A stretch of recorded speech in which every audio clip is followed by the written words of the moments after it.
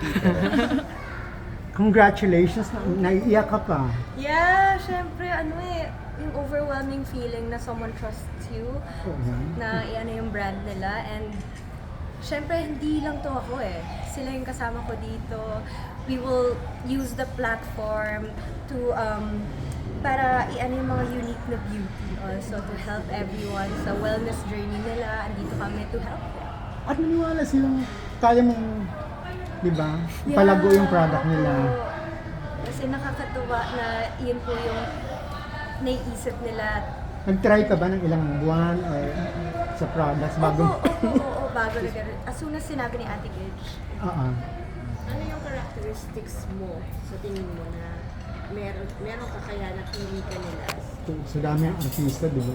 I think yung no filter, authenticity also, na meron ako. Kasi yung laging sinasabi sa akin nila Direk Lauren na never ko tanggalin sa sarili ko, the authenticity that I have. Kasi nag-radiate yun sa camera, nakikita ng tao. Chi, syempre sobrang successful ng Cat Body. What's next kay Chi? Ate Gage, anong next? Nawala siya. Ayun.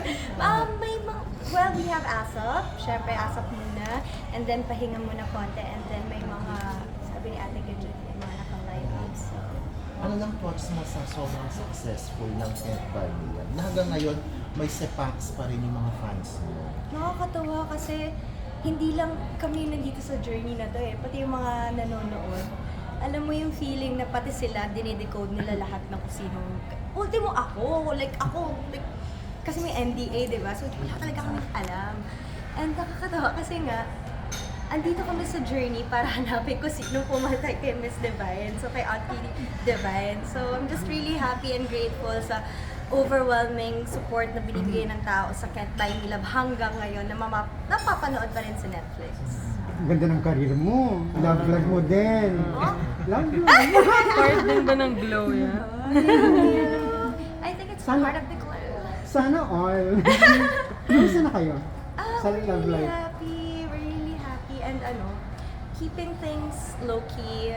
Siyempre, first time ko din na, siyempre, we know naman na he's already Jay Cuenca. But to think na parang nire-respeto niya yung gusto kong mangyari, yung time. Siyempre, I just don't want to be Jay Cuenca's someone or significant other. So, he's very respectful sa aspect na yun. And I'm really happy.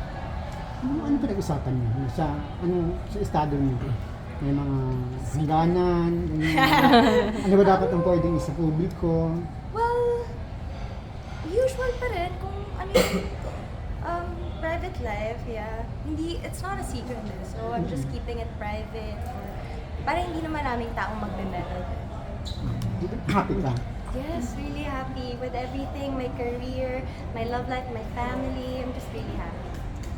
My management, lahat, with skincare, I'm just really happy lahat sa blessings na binibigay. And andito po kayo ngayon. Salamat dahil part po kayo ng journey na yun.